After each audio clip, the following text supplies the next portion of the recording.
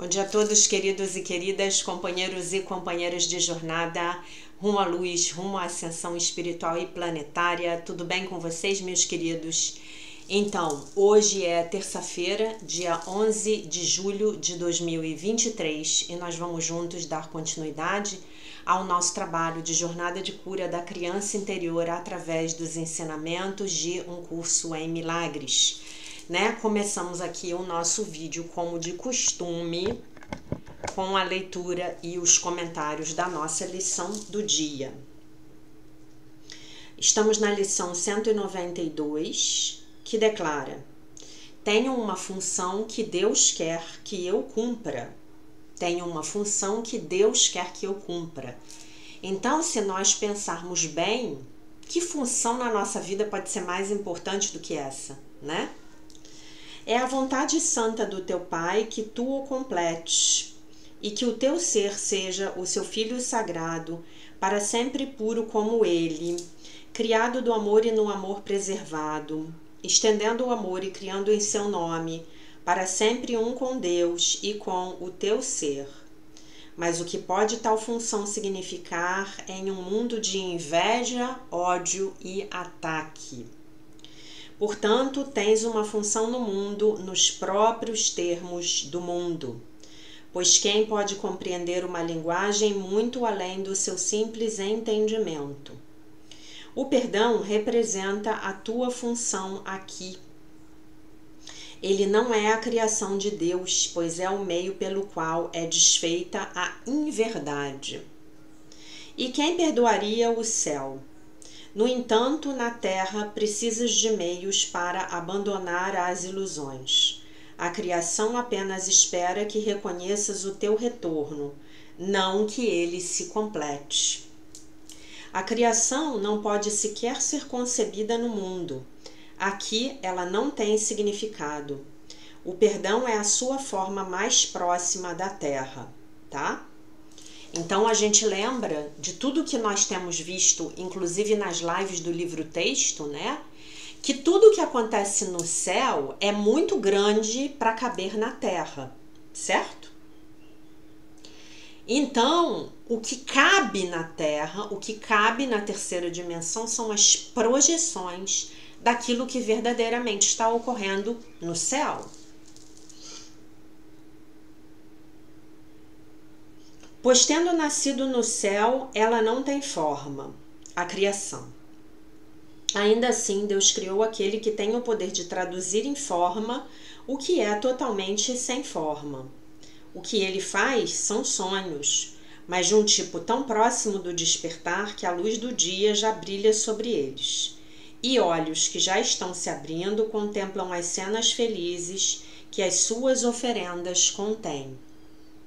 O perdão olha gentilmente para todas as coisas desconhecidas no céu, as vê desaparecer e deixa o mundo como uma lousa limpa e sem marcas, em que o verbo de Deus pode agora substituir os símbolos sem sentido, lá escritos anteriormente. O perdão é o meio pelo qual o medo da morte é superado, porque já não contém nenhuma atração arrebatadora, e a culpa desapareceu. O perdão faz com que o corpo seja percebido tal como é, um simples recurso de ensino a ser deixado de lado quando o aprendizado for completo, mas que de nenhum modo muda aquele que aprende. A mente sem o corpo não pode cometer erros, não pode pensar que vai morrer ou que será vítima de ataques impiedosos. Quando a raiva se torna impossível, onde estará o terror? Que medo poderia ainda tomar aqueles que perderam a fonte de todo o ataque, o núcleo da angústia e a sede do medo? Só o perdão é capaz de aliviar a mente do pensamento de que o corpo é a sua casa. Só o perdão é capaz de restaurar a paz que Deus pretendia para o seu Filho Santo. Só o perdão é capaz de persuadir o Filho a olhar de novo para a sua santidade. Sem a ira, tu de fato perceberás que nenhum sacrifício foi pedido em troca da visão de Cristo e da dádiva de poder ver, e que só a dor foi retirada de uma mente doente e torturada. Isso não é bem-vindo? Deve-se ter medo disso? Ou deve-se ter esperança que isso aconteça, receber isso com gratidão e aceitar com alegria? Somos um e, portanto, não renunciamos a nada. Pelo contrário, tudo nos foi dado por Deus.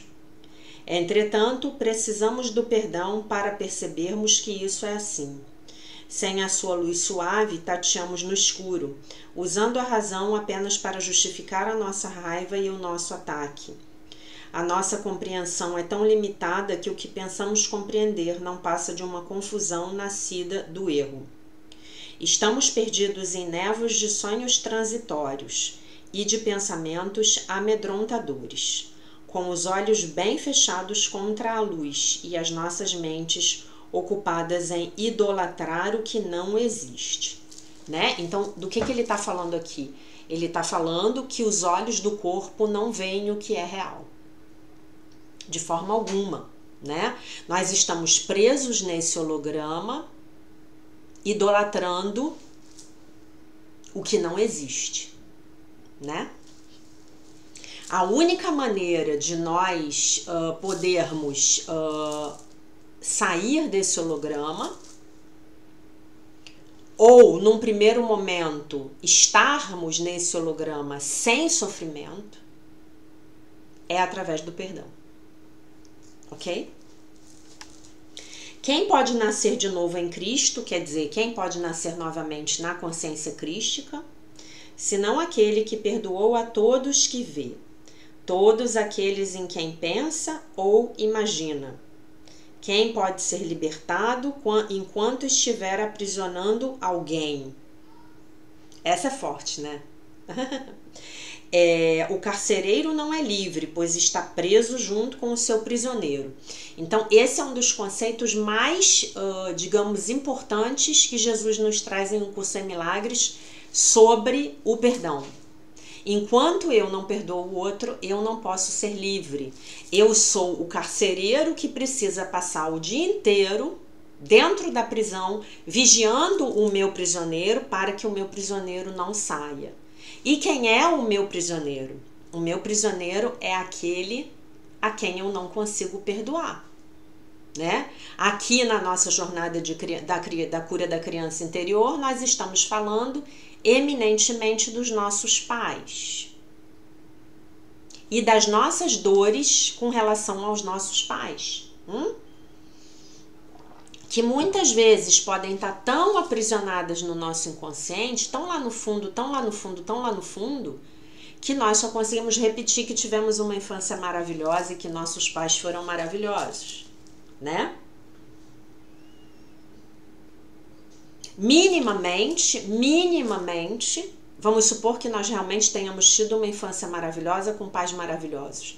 Então, minimamente, nós vamos precisar perdoar os nossos pais pelas crenças egóicas deles, que nós herdamos, né? Que estão conosco no nosso nível genético, na nossa ancestralidade, porque já estavam antes, porque se não estivessem, nós não teríamos encarnado naquela família.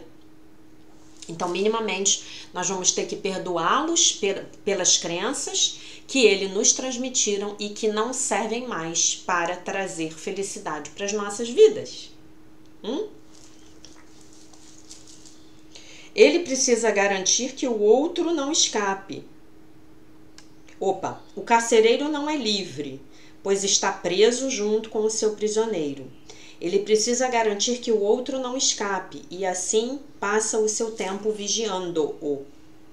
As barras que limitam o prisioneiro vêm a ser o mundo em que vive o seu carcereiro junto com ele. E o caminho da liberdade para ambos depende da liberdade dele. Entendem?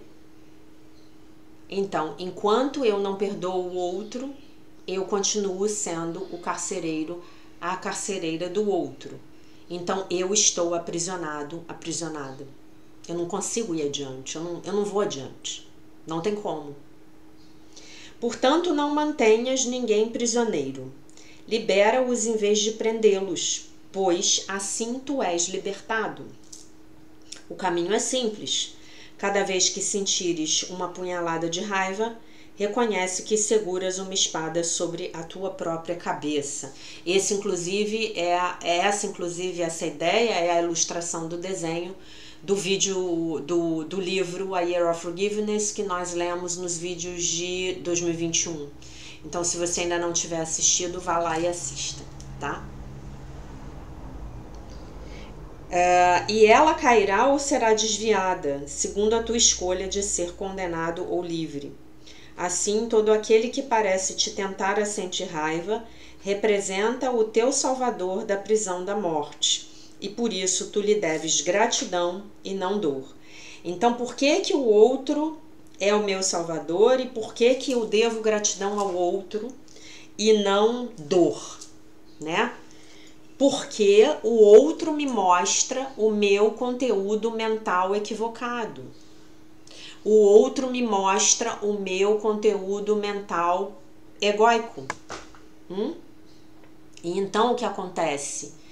Eu, ao ver isso com clareza, ao observar esse meu conteúdo mental equivocado, então eu posso definitivamente pedir ao Divino Espírito Santo para que corrija a minha mente desse conteúdo mental. Então, se o outro não me mostrasse, eu não saberia o que está dentro da minha mente inconsciente, né? Então, é assim que o mundo se comunica, é assim que o nosso inconsciente se comunica conosco, através do mundo. O que o mundo me mostra é o que eu estou projetando. O que eu estou projetando, obviamente, me leva a perceber aquele conteúdo mental, e o que eu estou projetando é o meu conteúdo mental, né? Então vamos supor que e isso é real, já falei sobre isso com vocês aqui no ano passado, contei para vocês de um exercício bem divertido que a Tio Swan conta, né? Então vamos imaginar que as coisas acontecessem muito rapidamente, né? Porque aqui na terceira dimensão as coisas são mais lentas, mas segundo dizem os médiums, quando a gente passa para o plano espiritual, o nosso conteúdo mental se manifesta do lado de fora, né? Muito mais rápido. Então vamos supor que eu passe o meu dia inteiro pensando em maçãs, né? Quando chega no final do dia, eu paro no sinal e tem um vendedor de maçãs, né? Quando eu chego na minha casa, eu vejo a filha do meu vizinho com um vestidinho todo cheio de maçãs. Vocês entendem? E assim a gente caminha pela vida. Só que como a distância temporal na terceira dimensão, ela é essa lacuna, né? Essa lacuna temporal na terceira dimensão, ela é grande, a gente acaba não associando causa com efeito. Onde a causa é a minha mente, o efeito é o que aparece na minha timeline, no meu holograma. O efeito da sua mente está aparecendo na sua timeline, no seu holograma, tá? Vários de vocês falaram para mim, dezenas falaram para mim, você apareceu no YouTube para mim no momento em que eu rezei e pedi ao Divino Espírito Santo que me mandasse um professor de um curso em milagres, que me mandasse o meu professor de um curso em milagres. E aí você apareceu. Eu orei. E foi assim com a minha professora, vocês sabem disso, né? Se você ainda não assistiu o meu vídeo, a minha história com um curso em milagres, que eu gravei em 2020, eu acho, por favor, assista. Não, eu gravei em 2021. Já foi em 2021. Por favor, assista. A minha história com o curso em milagres. Foi exatamente assim que a minha professora apareceu para mim. Depois de eu rezar fervorosamente, pedindo ao Espírito Santo que me mandasse um professor, né? Ser misericordioso hoje. O Filho de Deus merece a tua misericórdia. É Ele quem te pede que aceites agora o caminho para a liberdade. Não o recuses, né? Então não vamos nos recusarmos a aceitar o caminho da liberdade. O amor do seu Pai por ele pertence a ti. A tua única função na terra é a de perdoá-lo, para que possas aceitá-lo de volta como a tua identidade. Então, aquele outro que está do lado de fora, aparentemente tirando a minha paz, ele é parte do meu conteúdo mental. Ele é um personagem no meu sonho. Então, ele é meu.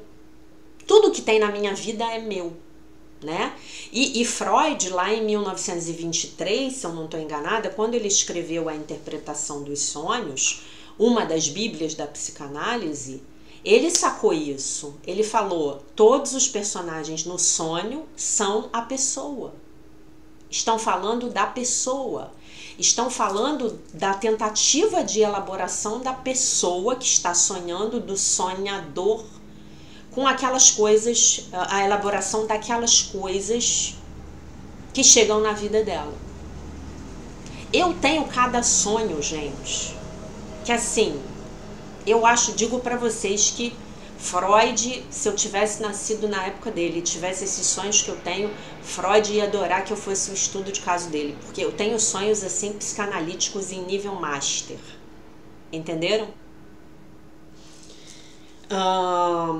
Então nós temos que aceitar de volta todos esses seres, todos esses personagens no nosso sonho como parte da nossa própria identidade. Algumas partes são mais fáceis de eu amar, outras partes são mais desafiadoras, mas todas fazem parte do meu conteúdo mental.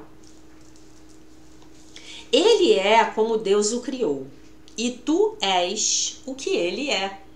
Uau, tu és como Deus te criou. Essa parte você já sabe também, né? Perdoa-lhe os seus pecados agora e verás que tu és um com ele. Então, como é eu ser um com aquele que vem tirar a minha paz? Aquele que vem tirar a minha paz vem me ensinar uma lição. Vem me ensinar a desenvolver uma virtude a qual eu ainda não tenho ou ainda não tenho em quantidade suficiente. Né? Então, eu e o outro somos um. E eu já expliquei para vocês aqui muitas vezes a virtude que o outro vem me ensinar é a virtude do estabelecimento saudável e amoroso de limites, de fronteiras. De saber o que é meu, de saber o que é do outro, de saber o que pertence ao relacionamento e de saber até onde eu vou em cada uma das minhas interações humanas, né? E à medida em que nós percorremos esse caminho de volta para casa, fazendo essa jornada para dentro, as ações do outro a cada dia menos elas vão me incomodar. E também eu vou ver a minha vida ficar mais calma, menos cheia de perturbação. Eu vou ver. Isso vai se desdobrar diante dos meus olhos. Isso é real. Se você ainda não acredita, está fazendo essa jornada comigo e ainda não acredita, então eu peço a você que leia os comentários dos vídeos aqui no YouTube. Leia os comentários de 2021, de 2022, desse ano. Leia os comentários. Muitas pessoas, e eu agradeço a todas e a cada uma delas, tiram 2 ou 3 minutos para comentar uma mudança que estão passando pela vida, né? Inclusive, ontem a Denise contou uma história impressionante, né? De uma viagem que ela fez para uma cidade perto. Denise, beijo, tá? Te amo, querida. Para uma viagem que ela fez perto de casa, para uma cidade perto de casa. Ela mora no interior.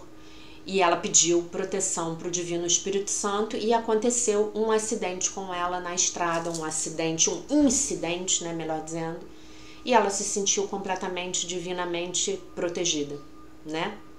Então, é aquilo que eu falei para vocês que eu ouvi na semana passada inteira no treinamento do Stargate. Os nossos guias estão conosco. Os mestres ascensos, entre eles o nosso Mestre Jesus Cristo, está conosco. O Espírito Santo está conosco o tempo inteiro. Mas os nossos anjos e os nossos anjos da guarda estão conosco. Mas eles não podem fazer nada por nós se nós não pedirmos ajuda. Então é muito bom que no começo do dia nós entreguemos o nosso dia nas mãos de Deus. Que nós peçamos pela bênção, pela proteção, pela sabedoria, né? É isso que a gente tem que fazer todos os dias, verdade? Muito bem, então como é que a gente vai praticar essa lição com a nossa criança interior? Nós vamos levar o nosso conceito de perdão para a nossa criança interior, para um momento em que eventualmente ela possa ter ficado muito zangada. E aí a minha sugestão para vocês é que pratiquem com uma zanga da criança interior, ou com o pai ou com a mãe. Se você puder fazer com ambos, melhor. E a gente vai levar o conceito do perdão para ela. E aí uma boa forma disso ficar mais fácil para a gente praticar é a gente fazer aquele exercício que eu li anteontem, eu acho, no vídeo, ah não, foi o vídeo que eu fiz lá no aeroporto de São José, né, onde no vídeo no qual nós falamos sobre buscar enxergar a criança interior dos nossos pais, né, buscar imaginar como será que foi a infância do meu pai, como será que foi a infância da minha mãe, né? Será que eu, com aquela infância, teria feito melhor do que eles fizeram? Né? Gente, esse mundo de programação egóica é praticamente os Jogos Vorazes, né? Inclusive aquele filme, na minha opinião, Jogos Vorazes, ele é uma programação egóica coletiva, né? Eu me lembro que eu assisti e hoje eu não assistiria novamente, porque hoje está muito claro para mim que muitas coisas que nós assistimos no cinema, muitas coisas que chegam para nós, entre aspas, de forma aparentemente inofensiva, de bom gosto ou de mau gosto, elas são, na verdade, programações mentais coletivas, né? Então, esse mundo aqui do ego, esse campo de batalha do ego é praticamente os Jogos Vorazes, né? É um jogo de sobrevivência. E é disso que a gente quer se livrar. A gente não quer mais isso, a gente não precisa mais disso, já aprendemos o que tínhamos que aprender, né? Com os Jogos Vorazes, e não precisamos mais disso. Graças a Deus podemos nos libertar. Podemos, hoje, através da prática dessa lição, tem uma função que Deus quer que eu cumpra, transformar esse mundo num grande jogo de perdão, gratidão e aceitação, né? Aceitação, perdão e gratidão, né? Melhor dizendo, né? E amor, óbvio, tá bom? Então passo para a leitura do texto da Marianne Williamson, do livro A Year of Miracles, Daily Devotions and Reflections. Então, o Ano de Milagres, Devoções e Reflexões Diárias, o livro da Marianne Williamson. Estamos no texto do dia 192, muito bonito, tá? Então, vou pedir a você que pegue a sua agenda, pegue a sua caneta, porque a gente vai tomar nota aqui de algumas frases poderosíssimas que a nossa querida Marianne nos lembra. O universo é infinitamente abundante. Como uma criança do universo, eu tenho direito aos milagres que fluem a partir dele livremente. Embora o pomar esteja cheio, eu preciso buscar as frutas. Hoje, eu me torno preparado para os milagres, ao reconhecer que eu tenho direito aos milagres do amor. Enquanto o mundo material é o reino da falta, então vamos lembrar do nosso querido Tom Wakechild, né? Que o holograma governado pelo ego é de falta, limitação e separação. E vamos lembrar do nosso querido, maravilhoso, abençoado, divino Dr. Kenneth Wapnick. O holograma do ego é governado pela tríade A tríade ímpia, né? Pela tríade ímpia. Pecado no passado, culpa no presente, medo do futuro, tá? Então, esse é o holograma dos Jogos Vorazes, tá? Enquanto o mundo material é o reino da falta, o universo espiritual é infinitamente abundante. Olhem o que ela fala, infinitamente abundante. O que é algo infinito? É algo que não tem fim. Então, a abundância do mundo do espírito, ela é infinita. À medida em que eu me identificar com o reino espiritual, à medida em que eu me identifico com o mundo, com o reino espiritual, a minha mente se torna um vaso através do qual eu recebo as suas riquezas. Eu estou aberto hoje para receber a abundância que é parte de quem eu sou. E aí ela bota esse eu sou com letra maiúscula. Então, se eu sou mente espírito, se o reino espiritual é infinitamente abundante, então a minha natureza é de infinita abundância, né? Então, hoje ela faz uma pequena oração. Hoje eu reconheço que eu tenho direito às riquezas do universo. Nunca me é negada a abundância por Deus. A sua vontade é que eu receba a sua abundância, para que eu possa então estendê-la nas vidas dos outros. A falta e o esforço não são de Deus, e eu sou uma parte dele. Então, o que eu quero que vocês escrevam é: a falta e o esforço não são de Deus.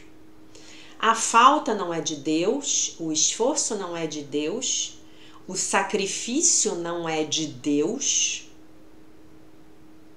o sofrimento não é de Deus, nada que é ruim pode ser de Deus. A pobreza definitivamente não é de Deus, e se você não tiver ainda assistido as 3 lives sobre o princípio da escassez, né? O próprio princípio da escassez, ele dá aí lives, ele dá 365 lives. A gente pode passar um ano falando sobre os diferentes aspectos da manifestação do princípio da escassez nas nossas vidas. Porque o princípio da escassez, ele é um dos pilares do sistema de pensamento do ego, né? E o ego é muito eficiente, em nos provar, mostrar que há escassez no mundo. E que eu tenho que matar ou morrer no jogo de soma zero do ego para pegar o meu quinhão. Eu não estou entendendo ainda, se eu penso assim, eu ainda estou operando o aplicativo do sistema de pensamento do ego na minha mente, e eu ainda não entendi que o que cria a abundância e ou falta na minha vida é a minha própria mente. Então, quando eu estou criando a partir da minha conexão com Deus, eu estou criando abundância. Quando eu estou criando a partir da minha desconexão com Deus, a partir da minha ilusão de separação, eu estou criando falta, limitação. É isso que eu estou criando, em todos os âmbitos, ok? Então, a pegadinha do ego, para que nós continuemos vivendo na escassez, lembrando que a escassez é um conceito que se manifesta em todas as áreas das nossas vidas, nos relacionamentos, nas amizades, na nossa saúde, na nossa conta bancária, no nosso trabalho e propósito de vida, né? Então, enquanto eu estou nessa escassez, eu estou no ego, né? O ego está bem lá feliz, né? Para o ego é inconcebível você dizer para ele que a abundância do espírito é infinita, que tem para todos, que tem mais do que o suficiente para todos, né? E eu diria para vocês que muito desse nosso, e aí eu boto nosso e eu tô me incluindo, tá?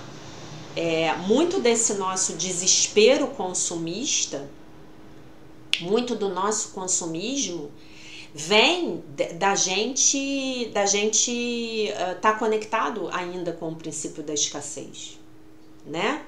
A gente acha que, nossa, hoje tem, se hoje tem, eu tenho que comprar muito, eu tenho que ter muito, eu tenho que fazer muito, eu tenho que não sei o que muito, porque amanhã pode não ter, né? Então, às vezes, a gente precisa também observar de onde vai vir essa tal nossa abundância, né? Porque, na verdade, a abundância verdadeira é eu ter aquilo de que eu preciso no momento em que eu preciso. Concordam comigo? Né? Eu posso ter pouco e ser abundante. E eu posso ter muito e ser escasso. E quando eu digo pouco, não é pouquíssimo, não é pobreza, não. Eu tenho a medida do que eu necessito e eu posso ser extremamente abundante, porque eu crio a medida em que eu necessito, né? O grande mestre da arte de viver, o Shri Shri Ravi Shankar, ele viaja pelo mundo ensinando os ensinamentos espirituais dele, e ele tem sempre uma pessoa que oferece a ele um quarto para ele se hospedar, ou ele tem um hotel que oferece as diárias pagas para ele, e ele o tempo inteiro ele atrai as coisas de que ele necessita. E ele viaja de primeira classe porque as companhias dão a passagem para ele, ou porque os fiéis contribuíram para botar ele num voo de primeira classe, porque ele também já está um senhor, né? Então é mais confortável para ele viajar de primeira classe, uma vez que o homem... Imagina, o homem sai da Índia e vem para o Brasil. Ele já esteve no Brasil várias vezes, né? Então vai fazer aí pelo menos aí uns 2 voos longos, né? Então a gente precisa acertar essas ideias nas nossas cabeças, né? E basicamente é isso. Então hoje, finalmente, né? Nós vamos comentar o adolescente interior, né? E aí amanhã, a partir de amanhã, a gente vai começar a falar da ferida da traição, tá bom? Porque aí eu vou encerrar esse... Ah, não, ainda tem uma outra coisa que eu vou querer ler amanhã. Então a gente encerra depois o texto desse livro aqui, que é maravilhoso, do Manual para Profissionais do Renascimento, tá? Então ela vai falar sobre a Fanny Van Laere, junto com o grande mestre do Renascimento, Leonardo Orr. Eles vão falar sobre o adolescente interno. E ela localiza o adolescente interno entre aproximadamente 14 e 21 anos.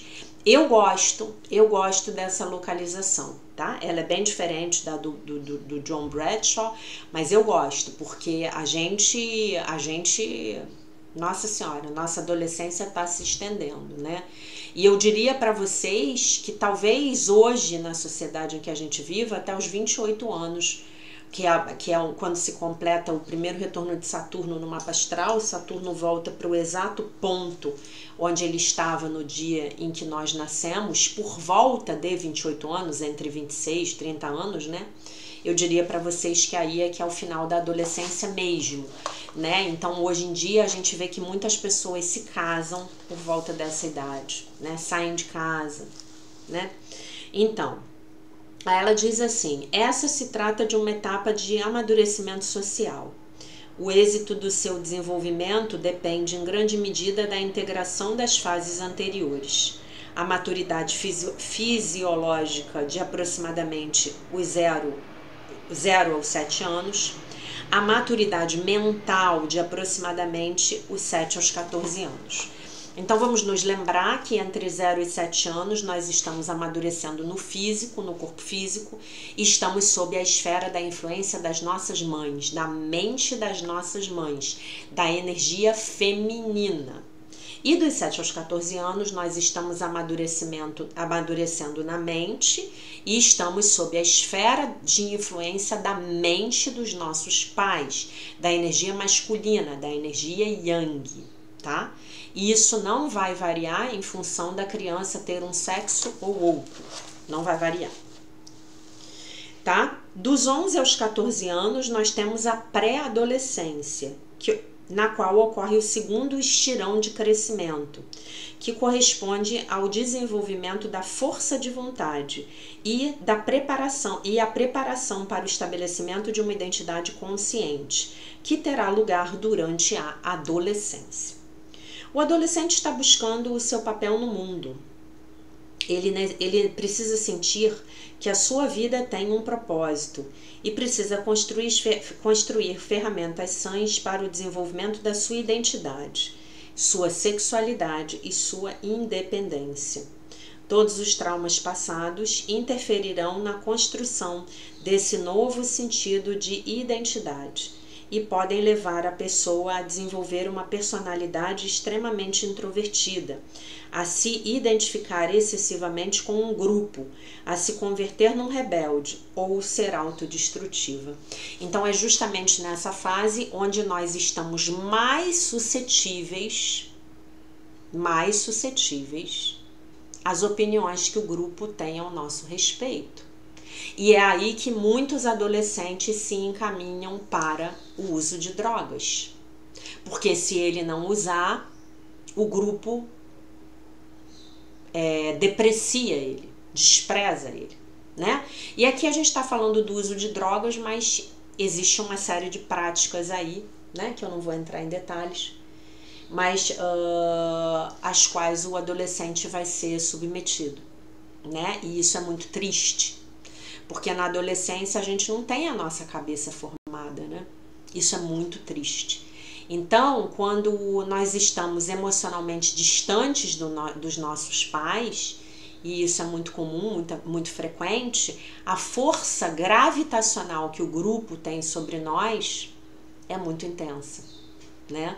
E aí nós podemos sim ser levados para o mau caminho, né? Tem um ditado que eu gosto muito que diz que pássaros de mesma plumagem voam juntos, né? Então, se você tiver filhos adolescentes e quiser saber um pouco mais deles, observe quem são os amigos deles, né? Eu digo para vocês que uma das grandes bênçãos que eu tive na minha vida foi ter entrado para a Escola Técnica Federal de Química, porque como já era muito difícil entrar, a competição já era grande, né? Era um curso profissionalizante já para você sair com o segundo grau, e o profissionalizante lá pelos seus 19, 20 anos, porque a escola técnica é mais longa do que o segundo grau normal. Então eu entrei numa escola de nerds. Todos os meus colegas eram nerds, cada um à sua maneira, mas era todo mundo nerd. Então foi um ambiente muito saudável para mim. Com a graça de Deus eu tive essa bênção. E aí eu tinha tanta coisa para estudar, era tão pesado, era tão difícil, que não tinha nem muito tempo para ficar pensando bobagem, né? Não que não houvesse drogas na escola, havia, mas era muito pouco.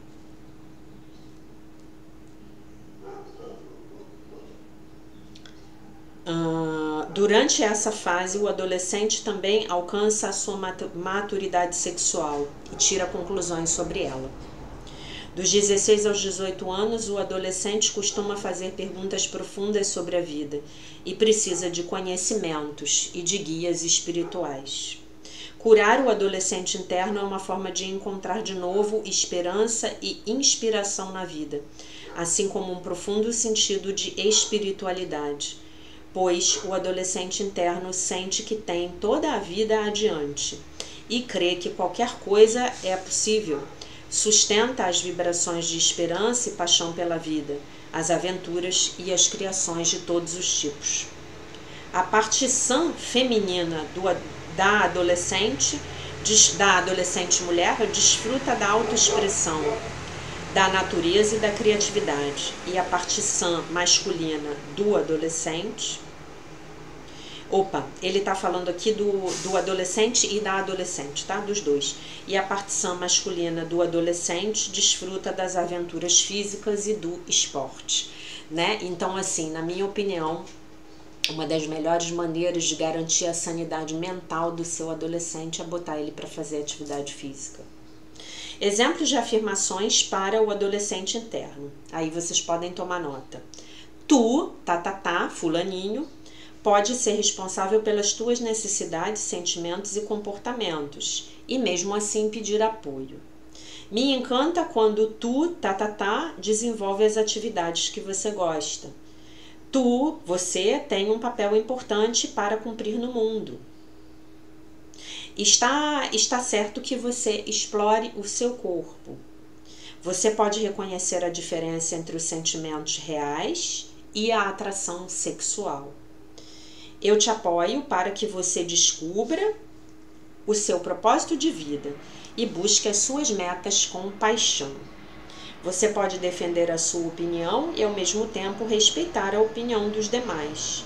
Você é perfeito tal como é e pode se sentir feliz consigo mesmo, né? Então, meus queridos, é isso, né? Nós temos aí a chegada à adolescência, né? E a adolescência, ela é um tempo muito desafiador, né?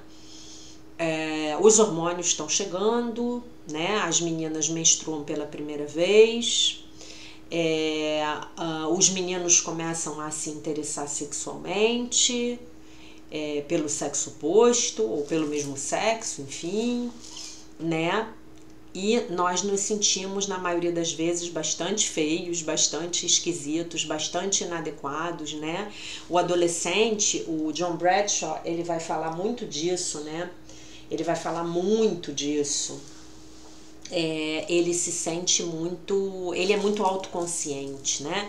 Então, a gente está sempre se olhando no espelho, a gente está preocupado com o nosso cabelo, com o nosso brinco, com o que as outras pessoas vão achar da gente. É uma fase na qual nós temos um pavor da opinião alheia, né? Normalmente, até como produtos de famílias disfuncionais, nós não conseguimos ter boas opiniões ao nosso próprio respeito, né? São fases de bullying, são fases onde muitas disfuncionalidades são possíveis, né? São fases de gangues, de formação de gangues, de uso de drogas, de grupos que se juntam para pichar muros, né? Então, o adolescente, ele testa os limites que a sociedade, que os pais impõem a ele, né? E se ele estiver testando limites, ele muito provavelmente está enganchado lá na relação dele com o pai, né? Porque o pai representa essa lei e, com sorte, todos nós chegamos aqui. Mas não sem as marcas, né? Que a adolescência nos deixou. Né? São as fases em que as crianças passam por humilhações, né? A ferida da humilhação é muito grande, não é a da idade, né? Na qual isso vai se manifestar primeiramente, mas é a idade das repetições, né? Hoje em dia a gente pega emprestada aí a palavra do inglês, que é o bullying, né? Quando uma criança implica com a outra, né? E o ideal é que os pais ensinem essas crianças a se defenderem por si sós, né? Mais do que irem lá defender, é mais eficiente, né? Que você ensine o seu filho a se defender, né? Para os meninos é uma fase também em que podem se meter em brigas, né? Enfim, os dois sexos aí vão enfrentar desafios semelhantes e vão enfrentar desafios também que vão ser muito distintos para os meninos e para as meninas, né? As meninas ficam mais preocupadas com a própria beleza, de um modo geral, se tem ou se não tem. E aí essa questão da beleza vai ser muito função de como ela se sentiu amada pela mãe dela, né? E de como ela viu a mãe dela se relacionar com o próprio feminino. Se a mãe era feminina, se a mãe se sentia bonita, se a mãe se enfeitava, se a mãe se arrumava, se a mãe botava um batom, um brinco, praticava um esporte, né? Qual foi o modelo de feminilidade que essa menina recebeu dessa mãe, né? Às vezes não recebeu nenhum. Às vezes não recebeu nenhum, né? E não estou julgando aqui ninguém, vocês já sabem que o objetivo das nossas lições é o oposto disso, né? Mas vai ter muito a ver com essa conexão dela com a mãe. Essa mãe se sentia valorizada como mulher, essa mãe se valorizava como mulher, pronto, ela vai aprender a se valorizar por espelhamento, né? Senão, ela estará em sérios apuros. Ela vai crescer e vai se transformar numa mulher com pouca autoestima enquanto mulher. Talvez ela tenha autoestima em outras áreas da vida dela. Enquanto mulher, ela vai sofrer com isso. Os meninos vão lutar com as questões de força também, de masculinidade, e isso vai ser exacerbado se ele tiver uma ligação fragilizada com o pai, se ele se sentir abandonado pelo pai, se ele não tiver sido devidamente amado pelo pai dele, né? Então ele vai sofrer com questões futuras também para se valorizar como homem, né? Para integrar na psique dele as funções masculinas, a função de proteção, a função de provedor, a função de força física, né? Ele não tem um modelo masculino saudável para ensiná-lo. Talvez ele tenha tido um pai alcoólatra, talvez ele tenha sido vítima de um incesto emocional para caber sistemicamente dentro daquela família disfuncional. Já falamos sobre tudo isso, né? Então ele vai ter muita dificuldade de se sentir valorizado, de ver o próprio valor dele como homem, né? E aí então caminharemos para a idade adulta, não tendo integrado as fases anteriores do nosso crescimento, não tendo as nossas necessidades atendidas, né? E aí nós nos voltamos hoje para que nós próprios possamos ser o pai e a mãe desses nossos adolescentes internos, para que nós possamos encontrar as nossas energias femininas e as nossas energias masculinas, né? E como desafios comuns nós vamos ter aí a questão da inteligência, das boas notas, né? De a gente ter um bom lugar na nossa pequena sociedade escolar, né? E que vai nos apontar para o nosso sucesso enquanto adultos, o nosso sucesso profissional vindouro, ou não, né? E isso vai mexer muito com a nossa autoconfiança, né? O que é a autoconfiança? É eu ver que eu tenho um desafio pela frente, aquilo vai ser desafiador para mim, aquilo de alguma maneira vai me custar, mas eu vou adiante. Eu sigo adiante assim mesmo, porque eu confio em mim mesmo, eu confio em mim mesma, né? E assim nós vamos caminhando pela vida, e o ideal é que nós possamos fazer esse exercício de sairmos das nossas zonas de conforto e caminharmos um pouco mais para fora dessa zona de conforto, ampliando essa zona de conforto dentro e fora de nós todos os dias, né? Todos os dias a vida vai nos trazer desafios, né? E a grande questão não é tentar controlar o que está acontecendo do lado de fora, para que eu então possa me sentir bem. E aí eu desenvolvo padrões de controle e manipulação, que são estratégias de defesa egóicas e que não vão me ajudar em nada, só vão me trazer mais sofrimento. Não. A grande questão é eu entender que eu vou ser capaz de lidar com aqueles desafios. Eu serei capaz de lidar com aqueles desafios que a vida vai me trazer. Entendem? Eu vou ser capaz.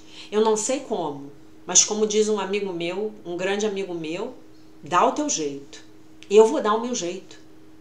Eu vou ter força, eu vou ter capacidade, eu vou ter criatividade para ir adiante com aquele desafio que está se apresentando na minha vida. E talvez eu saia daquele desafio depois com uma bagagem de experiência maravilhosa, né? Muito mais forte, muito mais capaz, muito mais realizador e muito mais realizado, né? E aí a gente vai. E todos os dias a gente passa por isso, né? E é bom que nós, digamos assim, volitivamente puxemos desafios para as nossas vidas. Não, isso aqui eu nunca fiz, mas eu vou fazer. Não, isso aqui eu nunca fiz, mas eu vou fazer. Essa minha última ida para Costa Rica foi muito engraçada, né? Porque na primeira vez que eu fui, eu fui na pandemia, né? Então foi bizarro, tava tudo vazio, tava tudo esquisito. E eu fui com muito medo. E aí, quando eu cheguei lá, eu fiz amizade com uma brasileira e acabei fazendo o último voo, indo para Nosara com essa brasileira, né? E acabei voltando, e voltei sozinha também, porque ela ficou lá mais uns dias e eu tinha que voltar pro Brasil, né? E ela estava fazendo uma quarentena obrigatória por causa do Covid, então ela tinha que ficar na Costa Rica por 15 dias no mínimo para poder voltar para os Estados Unidos, porque ela nessa época ela morava em Los Angeles, hoje ela está de volta no Brasil. E aí quando foi da segunda vez, a viagem já foi mais fácil. Eu fui sozinha, mas eu estava muito mais confiante, a viagem já foi mais fácil. E aí foi muito engraçado, porque dessa vez, olhem como são as coisas, né? Como a gente vai integrando e aumentando o nosso amor próprio, né? E as coisas do lado de fora vão ficando mais fáceis, né? Então, dessa vez, eu cheguei lá e quando eu já cheguei para pegar o voozinho pequenininho para ir para Nosara, um monte de gente do Stargate já encontrou comigo. Éramos 8, então eu encontrei com 7 pessoas. Então a gente saiu de lá num comboio, né? Então você tem uma sensação maior de segurança, óbvio. E para voltar, cara, para voltar, voltamos todos juntos, né? E chegamos a entrar juntos na sala de embarque, estávamos juntos, umas amigas que iam para a Eslovênia, outras amigas que iam para os Estados Unidos, a outra amiga americana que ia ficar mais um par de dias lá, eu voltando para o Brasil, né?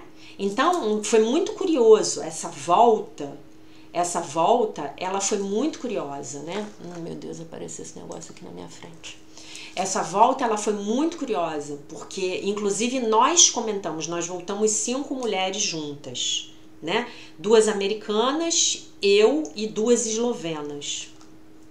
E foi muito engraçado, porque nós 5 observamos isso, que tinha um sentimento muito grande ali de família, né?